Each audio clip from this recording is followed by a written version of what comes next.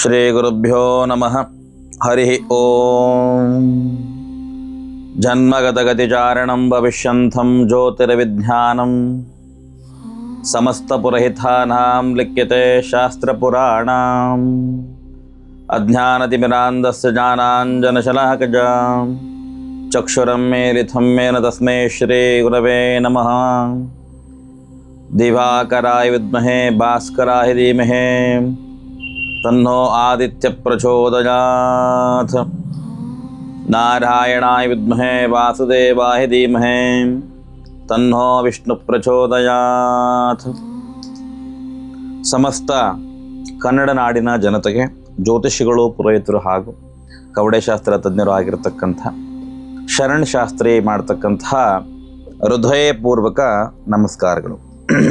ವೀಕ್ಷಕರೇ, ಇವತ್ತಿನ ಒಂದು ಸಂಚಿಕೆಯಲ್ಲಿ ನಾವು ತಮ್ಮೆಲ್ಲರಿಗೂ ಗೊತ್ತಿರೋ ಹಾಗೆ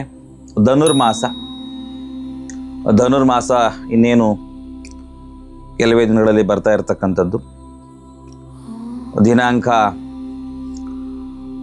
16 ಡಿಸೆಂಬರ್, ಇದೇ ಡಿಸೆಂಬರ್ ದಿನಾಂಕ 16, 2025 ಧನುರ್ಮಾಸ ಪ್ರಾರಂಭ ಆಗ್ತಾ ಇದೆ.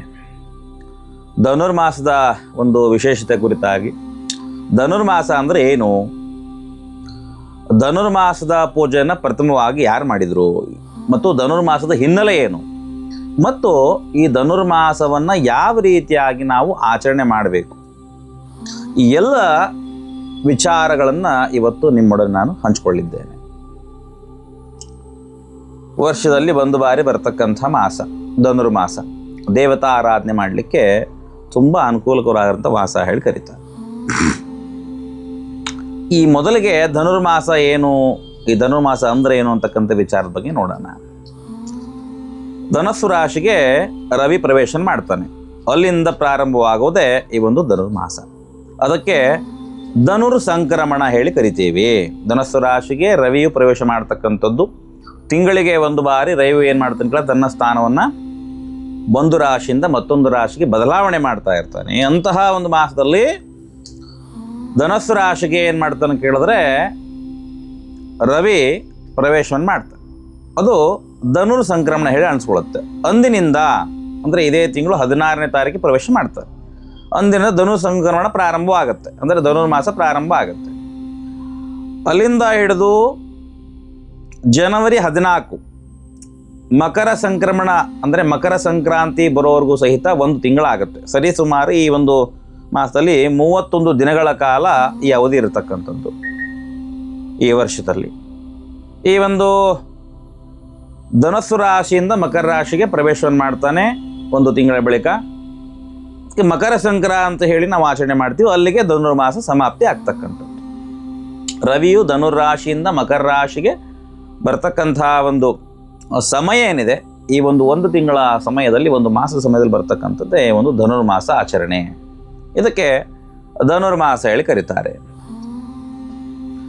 ಈ ಸಂದರ್ಭದಲ್ಲಿ ನಾವು ಪೂಜೆಯನ್ನು ಯಾಕೆ ಮಾಡಬೇಕು, ಧನುರ್ಮಾಸದ ವಿಶೇಷತೆ ಏನು, ಧನುರ್ಮಾಸದಲ್ಲಿ ಏಕೆ ಪ್ರಾತಃ ಕಾಲದಲ್ಲಿ ನಾವು ಎದ್ದುಕೊಂಡು ಶುಚಿರ್ಭೂತರಾಗಿ ಪೂಜೆ ಪುನಸ್ಕಾರ ಮಾಡಬೇಕು, ಮತ್ತು ಧನುರ್ಮಾಸವನ್ನು ಪ್ರಪ್ರಥಮ ಬಾರಿಗೆ ಯಾರು ಇದನ್ನು ಆಚರಣೆ ಮಾಡಿದರು, ಧನುರ್ಮಾಸದಲ್ಲಿ ಪ್ರಥಮವಾಗಿ ಪೂಜೆಯನ್ನು ಮಾಡಿರತಕ್ಕಂಥ ದೇವತೆ ಯಾರು, ಈ ಎಲ್ಲ ವಿಚಾರಗಳನ್ನು ನೋಡೋದಾದರೆ ಪುರಾಣದ ಕಥೆಯಲ್ಲಿ ಬರುತ್ತೆ. ಸಾಕ್ಷಾತ್ ಸೃಷ್ಟಿಕರ್ತನಾಗಿರತಕ್ಕಂಥ ಬ್ರಹ್ಮದೇವ ಏನು ಮಾಡ್ತಾನೆ ಕೇಳಿದ್ರೆ, ವಿಶ್ವ ಪರ್ಯಟನೆಯಾಗಿ ಅಂದರೆ ಲೋಕದ ಸಂಚಾರಕ್ಕಾಗಿ ಏನು ಮಾಡ್ತಾನೆ ಕೇಳಿದ್ರೆ ಹಂಸದ ರೂಪವನ್ನು ತಾಳಿ ಲೋಕ ಸಂಚಾರವನ್ನು ಮಾಡಲಿಕ್ಕೆ ಬಯಸ್ತಾನೆ. ಅದೇ ರೀತಿಯಾಗಿ ಲೋಕವನ್ನು ಸಂಚಾರ ಮಾಡ್ತಕ್ಕಂಥ ಸಂದರ್ಭದಲ್ಲಿ ಸೂರ್ಯದೇವ ಏನು ಮಾಡ್ತಾನೆ ಕೇಳಿದ್ರೆ ತನ್ನ ಒಂದು ಕಿರಣದ ಉಷ್ಣತೆಯನ್ನು ಹೆಚ್ಚಿಗೆ ಮಾಡ್ತಾನೆ. ಮೊದಲೇ ಸೂರ್ಯ ಅಂದರೆ ಉಷ್ಣ ಜಾಸ್ತಿ, ಇನ್ನೂ ಹೆಚ್ಚಿಗೆ ಪ್ರಭಾವ ಬೀರತಕ್ಕಂಥ ಉಷ್ಣದ ಕಿರಣಗಳನ್ನು ಭೂಮಿ ಮೇಲೆ ಬಿಟ್ಟರೆ ತುಂಬ ಏನಾಗುತ್ತೆ ಕೇಳಿದ್ರೆ ಜೀವಿಗಳು ಬದುಕಲಿಕ್ಕೆ ಕಷ್ಟ ಆಗುತ್ತೆ. ಅಂತಹ ಪರಿಸ್ಥಿತಿಯಲ್ಲಿ ಈ ಒಂದು ಹಂಸದ ರೂಪದಲ್ಲಿರ್ತಕ್ಕಂಥ ಬ್ರಹ್ಮನ ಮೇಲೆ ಏನು ಮಾಡ್ತಾನೆ ಕೇಳಿದ್ರೆ ಯಥೇಚ್ಛವಾಗಿ ಅತ್ಯಂತ ಉಷ್ಣದ ಕಿರಣಗಳನ್ನು ಬಿಡ್ತಾರೆ. ಇದರಿಂದ ಏನಾಗುತ್ತೆ ಕೇಳಿದ್ರೆ ಅದಕ್ಕೆ ತುಂಬ ತೊಂದರೆ ಉಂಟಾಗುತ್ತೆ. ಆಕೆ ನಿಜರೂಪವನ್ನು ತೋರಿದಂತಹ ಬ್ರಹ್ಮದೇವ ಏನು ಮಾಡ್ತಾನೆ ಕೇಳಿದ್ರೆ ಸೂರ್ಯನಿಗೆ ಯಾವ ಒಂದು ವಿಚಾರವನ್ನು ಮಾಡದೆ ಶಾಪವನ್ನು ಕೊಡ್ತಾನೆ. ಈ ರೀತಿಯಾಗಿ ಉದ್ದಟತನ ತೋರಿದಂಥ ನೀನು ಇಂದಿನಿಂದ ನಿನ್ನ ಪ್ರಕಾಶಮಾನವಾಗಿ ಬರತಕ್ಕಂಥ ಕಿರಣಗಳು ಏನಾಗಲಿ ನಶಿಸಿ ಹೋಗಲಿ, ನಿನ್ನ ತೇಜಸ್ಸು ನಾಶವಾಗಲಿ ಅಂಥೇಳಿ, ನಿನ್ನ ಒಂದು ಶಕ್ತಿ ಕ್ಷೀಣಿಸಲಿ ಅಂಥೇಳಿ ಏನು ಮಾಡ್ತಾನೆ ಕೇಳಿದ್ರೆ ಬ್ರಹ್ಮದೇವ ಸೂರ್ಯದೇವನಿಗೆ ಶಾಪ ಕೊಡ್ತಾರೆ. ಹಾಗೆ ಏನು ಮಾಡ್ತಾನೆ ಕೇಳಿದ್ರೆ ಸೂರ್ಯದೇವ ತನ್ನದು ತಪ್ಪಾಯಿತು ಅಂಥೇಳಿ ಬ್ರಹ್ಮದೇವನಲ್ಲಿ ಕ್ಷಮೆಯನ್ನು ಕೇಳಿದಾಗ,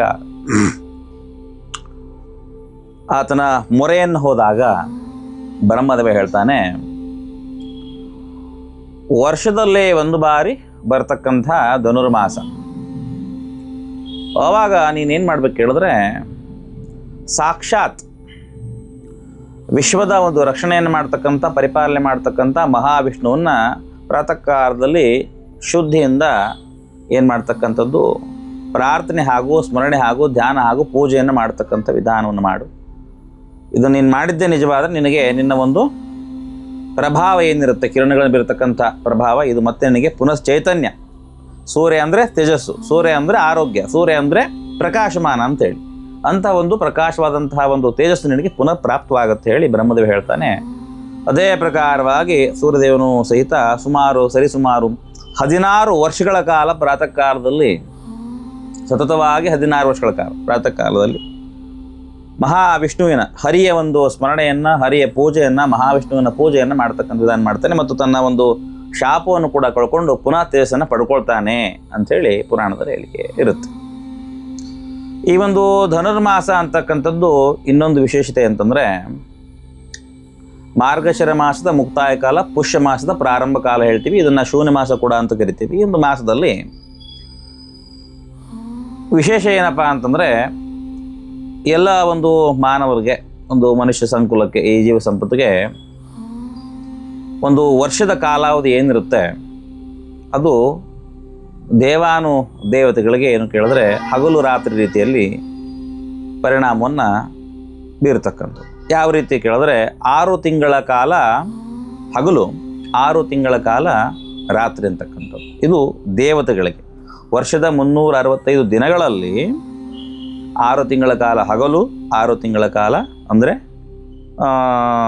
ರಾತ್ರಿ, ಅದರಲ್ಲಿ 2 ದಿನ ಸಮಾನ ಅಂತೇಳಿ ಅದನ್ನೇ ನಾವು ಉತ್ತರಾಯಣ ಹಾಗೂ ದಕ್ಷಿಣಾಯಣ ಹೇಳಿ ಕರಿತೀವಿ. ಈ ಒಂದು ಉತ್ತರಾಯಣ ಪಕ್ಷದಲ್ಲಿ ಮತ್ತು ದಕ್ಷಿಣಾಯನ ಪಕ್ಷದಲ್ಲಿ ಏನು ಕೇಳಿದ್ರೆ ವಿಶೇಷವಾಗಿರತಕ್ಕಂಥ ಶಕ್ತಿ ಇರತಕ್ಕಂಥದ್ದು. ಈ ಒಂದು ಧನುರ್ಮಾಸ ಅಂತ ಏನು ಬರುತ್ತೆ, ಈ ಒಂದು ಮಾಸದಲ್ಲಿ ದೇವತೆಗಳಿಗೆ ದಕ್ಷಿಣಾಯಣ ಕಾಲ ಮುಕ್ತಾಯವಾಗ್ತಕ್ಕಂಥ ಸಂದರ್ಭ, ಅಂದರೆ ರಾತ್ರಿ ಕಳೆದು ಹಗಲು ಉಂಟಾಗ್ತಕ್ಕಂಥ, ಹಗಲಿನ ಅವಧಿ ಹೆಚ್ಚಿಗೆ ಇರತಕ್ಕಂಥ ಮಾಸ ಅಂತ ಹೇಳ್ತೀವಿ. ಅಂದರೆ ಸಾಕ್ಷಾತ್ ದೇವಾನುದೇವತೆಗಳಿಗೆ ಇದು ಹಗಲಿನ ಕಾಲ, ಅಂದರೆ ಅವರಿಗೆ ಬೆಳಗಾಗ್ತಕ್ಕಂಥ ಕಾಲ ಇರುತ್ತೆ. ಮನುಷ್ಯನಿಗೆ ಹೇಗೆ ಒಂದು ವರ್ಷದಲ್ಲಿ ಇರುತ್ತೋ ಆ ರೀತಿಯಾಗಿ ದೇವಾನುದೇವರಿಗೆ 6 ತಿಂಗಳು ಹಗಲು, 6 ತಿಂಗಳು ರಾತ್ರಿ ಅಂತ. ಅದರಲ್ಲಿ 1 ಮತ್ತು 2 ದಿನ ಹೇಳಿ 6 ತಿಂಗಳು ನಮಗೇನು ಮನುಷ್ಯರಿಗಿದ್ದರೆ ದೇವಾನುದೇವರಿಗೆ 6 ತಿಂಗಳು 1 ರಾತ್ರಿ ಸಮಾನ, ಇನ್ನು 6 ತಿಂಗಳು 1 ಹಗಲಿಗೆ ಸಮಾನ ಅಂತ ಹೇಳ್ತಾರೆ. ಗೊತ್ತಾಯ್ತಾ? ಅದನ್ನೇ ಉತ್ತರಾಯಣ ದಕ್ಷಿಣ ಹೇಳ್ತೀವಿ.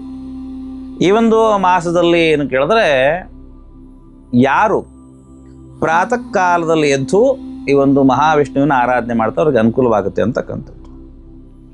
ಇದನ್ನೇ ಧನುರ್ಮಾಸ ಹೇಳಿ ಕರಿತೀವಿ. ಧನಸ್ಸು ರಾಶಿಯಿಂದ ಮಕರ ರಾಶಿಗೆ ರವಿ ಪ್ರವೇಶ ಆಗ್ತಕ್ಕಂಥದ್ದು, ಮತ್ತು ಉತ್ತರಾಯಣ ಕಾಲ, ದಕ್ಷಿಣಾಯನ ಕಾಲ ಅಂತಕ್ಕಂಥದ್ದು, ಶೂನ್ಯ ಮಾಸದ ಪ್ರಾರಂಭ, ಅಂತ್ಯದ ನಂತರದಲ್ಲಿ ಮತ್ತೆ ಏನು ಕೇಳಿದ್ರೆ ಪುನಶ್ಚೇತನಗೊಳ್ತಕ್ಕಂಥ ಕಾಲ ಬರ್ತಕ್ಕಂಥದ್ದು. ಈ ಮಧ್ಯಂತರದಲ್ಲಿ ಏನು ಕೇಳಿದ್ರೆ ಮನುಷ್ಯರು ಕೆಲವೊಂದಿಷ್ಟು ಆಚರಣೆ ಮಾಡ್ತಕ್ಕಂಥದ್ದು. ಇದು ಧನುರ್ಮಾಸ ಹಾಗೂ ಧನುರ್ಮಾಸದ ವಿಶೇಷತೆ ಆಯಿತು. ಮತ್ತು ಈ ಧನುರ್ಮಾಸವನ್ನು ಯಾವ ರೀತಿಯಾಗಿ ಆಚರಣೆ ಮಾಡಬೇಕು ಅಂತಕ್ಕಂಥ ವಿಧಾನವನ್ನು ನೋಡೋದಾದರೆ, ಯಾರಿಗೆ ವಿಶೇಷವಾಗಿ ಧನುರ್ಮಾಸದ ಪೂಜೆ ಶ್ರೇಷ್ಠ? ನಾನು ಆಗಲೇ ಕಥೆಯಲ್ಲಿ ಹೇಳಿದಾಗೆ ಸಾಕ್ಷಾತ್ ಸೂರ್ಯದೇವ ಮಹಾವಿಷ್ಣುವಿನ ಮೊರೆ ಹೋಗ್ತಾನೆ, ಮಹಾವಿಷ್ಣುವಿನ ಸ್ಮರಣೆ ಮಾಡ್ತಾನೆ, ಮಹಾವಿಷ್ಣು ಪೂಜೆಯನ್ನು ಮಾಡ್ತಾನೆ ಹೇಳ್ದೆ.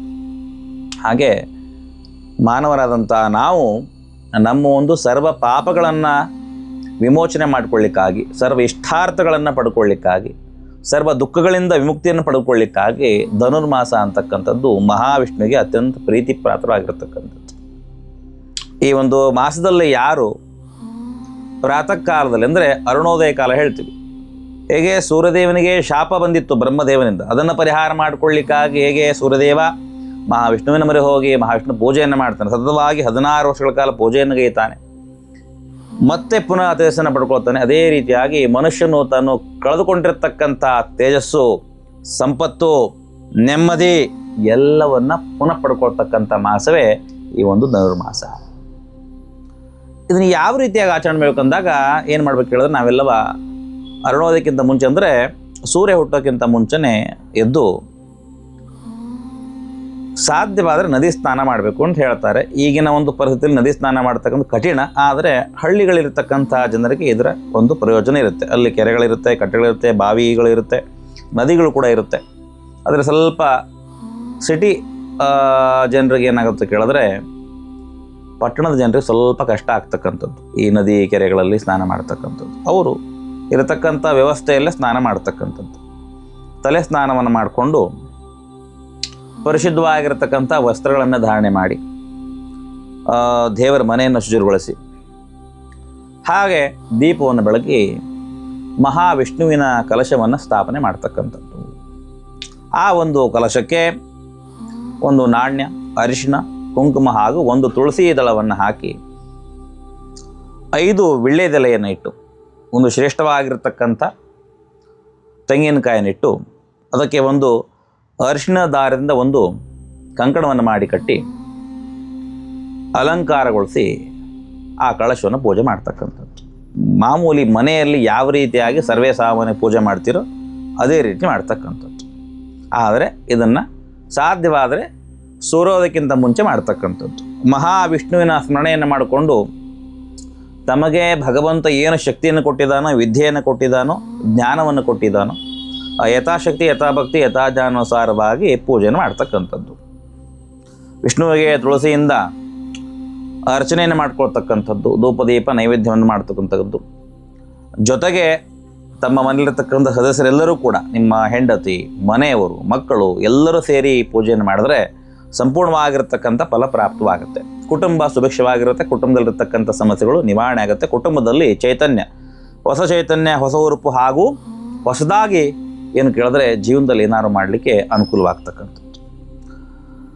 ಅದೇ ರೀತಿಯಾಗಿ ಈ ಒಂದು ಧನುರ್ಮಾಸದ ಪೂಜೆಯಲ್ಲಿ ಮಹಾವಿಷ್ಣುವಿಗೆ ಪ್ರೀತಿಯಾಗಿರತಕ್ಕಂಥ ಒಂದು ನೈವೇದ್ಯವನ್ನು ಮಾಡಬೇಕು. ಇದರಲ್ಲಿ ಸ್ವಲ್ಪ ವಿಶೇಷವಾಗಿರತಕ್ಕಂಥ ನೈವೇದ್ಯ ಬರುತ್ತೆ. ನಮ್ಮಲ್ಲಿ ಮುದ್ಗಾನ್ನ ಅಂತ ಹೇಳಿ ಕರಿತೀವಿ. ಮುದ್ಗಾನ್ನ ಅಂತಂದರೆ ಹೆಸರು ಬೇಳೆ ಪಾಯಸ ಹೇಳಿ, ಹೆಸರು ಬೇಳೆಯನ್ನು, ಬೆಲ್ಲವನ್ನು, ಅಕ್ಕಿಯನ್ನು ಸಮ ಪ್ರಮಾಣದಲ್ಲಿ ತೆಗೆದುಕೊಂಡು ಪಾಯಸವನ್ನು ಮಾಡಿ ಸ್ವಲ್ಪ ತುಪ್ಪವನ್ನು ಹಾಕಿ ಹರಿಗೆ ಸರ್ವೋತ್ತಮನಿಗೆ ನೈವೇದ್ಯವನ್ನು ಮಾಡತಕ್ಕಂಥದ್ದು. ಅದನ್ನು ತಾವು ಪೂಜೆ ಎಲ್ಲ ಆದ ನಂತರದಲ್ಲಿ ಅದನ್ನು ಸ್ವೀಕಾರ ಮಾಡ್ತಕ್ಕಂಥದ್ದು. ಇದರಿಂದ ಏನಾಗುತ್ತೆ ಕೇಳಿದ್ರೆ, ಆ ಒಂದು ಪ್ರಸಾದ ವಿಚಾರವಾಗಿ ನಾನು ಏನು ಹೇಳ್ತಾ ಇದ್ದೀನಿ, ಇದಕ್ಕೆ ಸೈಂಟಿಫಿಕ್ ರೀಸನ್ ಕೂಡ ಇರತಕ್ಕಂಥದ್ದು. ಧನುರ್ಮಾಸ ಅಂತಕ್ಕಂಥದ್ದು ವಿಶೇಷವಾಗಿ ಚಳಿಯಿಂದ ಕೂಡಿರುತ್ತೆ. ಅಂದರೆ ತುಂಬ ಚಳಿ ಇರತಕ್ಕಂಥ ಒಂದು ಪ್ರಕೃತಿ ಇರುತ್ತೆ. ಒಂದು ತಿಂಗಳ ಕಾಲ ತುಂಬ ಆ ಮೈಕೂರಿರ್ತಕ್ಕಂಥ ಚಳಿಯಲ್ಲಿ ಶರೀರದ ಏನಾಗುತ್ತೆ ಕೇಳಿದ್ರೆ ಚರ್ಮದಲ್ಲಿ ಬದಲಾವಣೆ ಆಗ್ತಕ್ಕಂಥದ್ದು, ಬಿರುಕು ಬರ್ತಕ್ಕಂಥದ್ದು ತಾವೆಲ್ಲ ನೋಡ್ತೀರಿ. ಈ ನೈವೇದ್ಯಕ್ಕೆ ಇದಕ್ಕೆ ಏನು ಸಂಬಂಧ ಅಂತ ಕೇಳಿದಾಗ, ಆ ಹೆಸರು ಬೇಳೆ ಅಂತಕ್ಕಂಥದ್ದು, ಬೆಲ್ಲ ಅಂತಕ್ಕಂಥದ್ದು, ಅನ್ನ ಅಂತಕ್ಕಂಥದ್ದು, ತುಪ್ಪ ಅಂತಕ್ಕಂಥದ್ದು ಏನಿರುತ್ತೆ ಕೇಳಿದ್ರೆ ಇದೆಲ್ಲವೂ ಕೂಡ ಚರ್ಮದ ಕಾಂತಿಯನ್ನು ಕಾಪಾಡ್ತಕ್ಕಂಥದ್ದು ಹಾಗೂ ಉಷ್ಣತೆಯನ್ನು ಹೆಚ್ಚಿಗೆ ಮಾಡ್ತಕ್ಕಂಥದ್ದು. ಇದನ್ನು ಸ್ವೀಕಾರ ಮಾಡೋದ್ರಿಂದ, ಸತತವಾಗಿ ಸ್ವೀಕಾರ ಮಾಡೋದ್ರಿಂದವಾಗಿ ಶರೀರ ಏನಾಗುತ್ತೆ ಕೇಳಿದ್ರೆ ಪುಷ್ಟಿಯನ್ನು ಪಡ್ಕೊಳ್ಳುತ್ತೆ. ಮತ್ತೇನು ಕೇಳಿದ್ರೆ ಶರೀರ ರೋಗ ನಿರೋಧಕ ಶಕ್ತಿಯನ್ನು ಕೂಡ ಪಡ್ಕೊಳ್ತಕ್ಕಂಥದ್ದು. ಈ ಪ್ರಸಾದ ಬಗ್ಗೆ ಯಾಕೆ ಹೇಳ್ತಾ ಇದ್ದೀನಿ ಅಂದರೆ, ತಾವೆಲ್ಲರೂ ಕೂಡ ತಮಗೆಲ್ಲರಿಗೂ ಗೊತ್ತಿರೋ ಹಾಗೆ ಧನುರ್ಮಾಸದಲ್ಲಿ ಒಂದಿಷ್ಟು ದೇವಸ್ಥಾನಗಳಲ್ಲಿ ಏನು ಮಾಡ್ತಾರೆ ಕೇಳಿದ್ರೆ, ಅಂದರೆ ತಿಳಿದಿರ್ತಕ್ಕಂಥವ್ರು, ಅದರ ಬಗ್ಗೆ ಮಾಹಿತಿ ಗೊತ್ತಿರತಕ್ಕಂಥವ್ರು ಪ್ರಾತಃ ಕಾಲದಲ್ಲಿದ್ದು ಅರ್ಚಕರು ಭಗವಂತನ ಸೇವೆಯನ್ನು ಮಾಡಿ, ಅಭಿಷೇಕವನ್ನು ಮಾಡಿ, ಅಲಂಕಾರವನ್ನು ಮಾಡಿ, ಪೂಜೆಯನ್ನು ಮಾಡಿ, ಭಗವಂತನಿಗೆ ಪ್ರಿಯವಾಗಿರ್ತಕ್ಕಂಥ ನಾ ಹೇಳಿರ್ತಕ್ಕಂಥ ನೈವೇದ್ಯವನ್ನು ಕೂಡ ಮಾಡಿ ಅದನ್ನು ಬಂದಿರತಕ್ಕಂಥ ಎಲ್ಲ ಭಕ್ತರಿಗೆ ಏನು ಕೇಳಿದ್ರೆ ಪ್ರಸಾದ ರೂಪದಲ್ಲಿ ದಾನ ಮಾಡ್ತಾರೆ. ಇದನ್ನು ಮಾಡ್ತಕ್ಕಂಥ ಉದ್ದೇಶನೂ ಕೂಡ ಇದೆ. ಯಾಕಂದರೆ ಬಂದಿರತಕ್ಕಂಥ ಪ್ರತಿಯೊಬ್ಬರಿಗೂ ಸಹಿತ ಒಳ್ಳೆಯದಾಗಲಿ ಅಂತಕ್ಕಂಥ ಮನೋಭಾವನೆ ಹೊಂದಿರ್ತಾರೆ. ಅರ್ಚಕರು ತಮ್ಮ ಸ್ವಾರ್ಥಪರ ಹಿತಚಿಂತನೆಯನ್ನು ಬಿಟ್ಟು ಧನುರ್ಮಾಸದಲ್ಲಿ ಮಾತ್ರ ಅಲ್ಲದೆ ಬೇರೆ ಬೇರೆ ಮಾಸಗಳಲ್ಲಿ ಕೂಡ ಪ್ರತಿನಿತ್ಯವೂ ಕೂಡ ಏನು ಕೇಳಿದ್ರೆ ಸರ್ವೇ ಜನ ಸುಖಿನ ಬಂತು, ಲೋಕ ಸಮಸ್ತ ಸುಖಿನ ಬಂತು, ಸಮಸ್ತ ಸನ್ಮಂಗಳಾದಿ ಬಂತು ಅಂತ ಹೇಳಿ ಎಲ್ಲರಿಗೂ ಒಳ್ಳೆಯದಾಗಲಿ, ಲೋಕ ಚೆನ್ನಾಗಿರಲಿ. ಇನ್ನು ನಾನು ಹೇಳಿದೆ ಅಂತಕ್ಕಂದ್ರೆ ಏನೇ ಒಂದು ವಿಚಾರ ಇರಲಿ, ಅವರ ಹೊಟ್ಟೆಪಾಡು ಇರ್ಬೋದು, ಬೇರೆ ಬೇರೆ ವಿಚಾರಗಳಿರ್ಬೋದು, ಆದರೆ ಪ್ರತಿಯೊಬ್ಬ ಅರ್ಚಕರು ಕೂಡ ಏನು ಕೇಳಿದ್ರೆ ಎಲ್ಲರಿಗೂ ಒಳ್ಳೆಯದಾಗಲಿ ಅಂತಕ್ಕಂತಹ ಒಂದು ಮನಸಂಕಲ್ಪನ ಮಾಡ್ಕೊಂಡೇ ಪೂಜೆಯನ್ನು ಪ್ರಾರಂಭ ಮಾಡ್ತಾರೆ, ಪೂಜೆಯನ್ನು ಮುಕ್ತಾಯಗೊಳಿಸ್ತಾರೆ. ಈ ಧನುರ್ಮಾಸದಲ್ಲೂ ಅಷ್ಟೇ ವಿಶೇಷವಾಗಿರ್ತಕ್ಕಂಥ ಪೂಜೆ ಎಲ್ಲೆಲ್ಲಿ ನಡೆಯುತ್ತೋ ಆ ಒಂದು ಕ್ಷೇತ್ರಗಳು, ಗ್ರಾಮಗಳು, ರಾಜ್ಯಗಳು, ರಾಷ್ಟ್ರಗಳು, ದೇಶ ಇವೆಲ್ಲವೂ ಕೂಡ ಸುಭಿಕ್ಷವಾಗಿರ್ತಕ್ಕಂಥದ್ದು. ಇದನ್ನು ಮಾಡೋ ಉದ್ದೇಶ ಏನು ಕೇಳಿದ್ರೆ ಮನುಷ್ಯನ ಮನಸ್ಸು, ಬುದ್ಧಿ ಹಾಗೂ ಶರೀರ ಶುಚಿಯಾಗಿರ್ತಕ್ಕಂಥದ್ದು, ಪ್ರಬಲವಾಗಿರ್ತಕ್ಕಂಥದ್ದು, ಜೊತೆಗೆ ನಮ್ಮ ರಾಷ್ಟ್ರವು ಕೂಡ ಸುಭಿಕ್ಷವಾಗಿರ್ತಕ್ಕಂಥದ್ದು, ದೇಶ ಕೂಡ ಸುಭಿಕ್ಷವಾಗಿರ್ತಕ್ಕಂಥದ್ದು. ನಮ್ಮ ಸನಾತನ ಹಿಂದೂಗಳಿಗೆ, ನಮ್ಮ ಸನಾತನ ಧರ್ಮದ ಹಿಂದೂಗಳಿಗೆ ಇದರ ಒಂದು ಆಚರಣೆ ಮಹತ್ವ ತಿಳಿದ್ರೆ ಮಾತ್ರ ಏನಾಗುತ್ತೆ ಕೇಳಿದ್ರೆ ಈ ಧನುರ್ಮಾಸವನ್ನು ಆಚರಣೆ ಮಾಡಲಿಕ್ಕೆ ಸಾಧ್ಯ ಆಗುತ್ತೆ. ತಮಗೆ ಗೊತ್ತಾಯಿತು ಬೆಳಗ್ಗೆ ಏಕೆ ಪ್ರಾತಃ ಕಾಲದಲ್ಲಿ ಇರಬೇಕು ನೋಡಿ. ಈ ಒಂದು ಮಾಸದಲ್ಲಿ ವಿಶೇಷವಾಗಿ ಏನು ಕೇಳಿದ್ರೆ ವಿಪರೀತವಾಗಿರ್ತಕ್ಕಂಥ ಮೈಕೊರುವಂಥ ಚಳಿ ಇರುತ್ತೆ. ಇರ್ತಕ್ಕಂಥ ಪ್ರತಿಯೊಬ್ಬರೂ ಸಹಿತ ಸೋಮಾರಿಗಳಾಗ್ತಾರೆ, ಜಾಡ್ಯ ಮೈ ಕೊಡುತ್ತೆ. ಯಪ್ಪ ಎಷ್ಟೊಂದು ಚಳಿ ಉಂಟು, ಹೇಳಲಿಕ್ಕೆ ಸಾಧ್ಯ ಆಗ್ತಿಲ್ಲ. ಇಷ್ಟು ಮೈ ಕೊರಿತಕ್ಕಂಥ ಚಳಿಲಿ ಹೇಗೆ ಕೆಲಸ ಮಾಡೋದು, ಹೇಗೆ ಸ್ನಾನ ಮಾಡೋದು ಅಂತಕ್ಕಂಥ ಸ್ಥಿತಿ ಇದೆ. ಎಷ್ಟೋ ಜನ ಈ ಸಂದರ್ಭದಲ್ಲಿ ಸ್ನಾನ ಕೂಡ ಮಾಡೋದಿಲ್ಲ. ಇದೆಲ್ಲವೂ ಕೂಡ ದಾರಿದ್ರ್ಯ. ಯಾರು ಧನುರ್ಮಾಸದಲ್ಲಿ ಸ್ನಾನ ಮಾಡದೆ ಇರ್ತಾರೋ, ಅತ್ಯಂತ ಲೇಟಾಗಿ ಹೇಳ್ತಾರೆ, ಅಂದರೆ ಬೇಗ ಹೇಳ್ದೇನೆ ಯಾವಾಗ ಅಂದ್ರೆ ಹೇಳೋದು, ಯಾವಾಗ ಪ್ರಸಾದ ಸ್ವೀಕಾರ ಮಾಡೋದು, ಯಾವಾಗ ಅಂದಾಗ ಸ್ನಾನವನ್ನು ಮಾಡಿದರೆ ಖಂಡಿತ ಕೂಡ ತುಂಬ ಕಷ್ಟ ಆಗ್ತಕ್ಕಂಥದ್ದು. ಅವರ ಶರೀರ ಆಗಿರ್ಬೋದು, ಬುದ್ಧಿ, ಮನಸ್ಸು, ಅವರ ವ್ಯವಹಾರ ಎಲ್ಲವೂ ಕೂಡ ಏನಾಗುತ್ತೆ ಕೇಳಿದ್ರೆ ಹದಗೆಟ್ಟು ಹೋಗ್ತಕ್ಕಂಥ, ಅಂದರೆ ಹಾಳಾಗ್ತಕ್ಕಂಥ ಸಾಧ್ಯತೆ ಹೆಚ್ಚಾಗಿರುತ್ತೆ.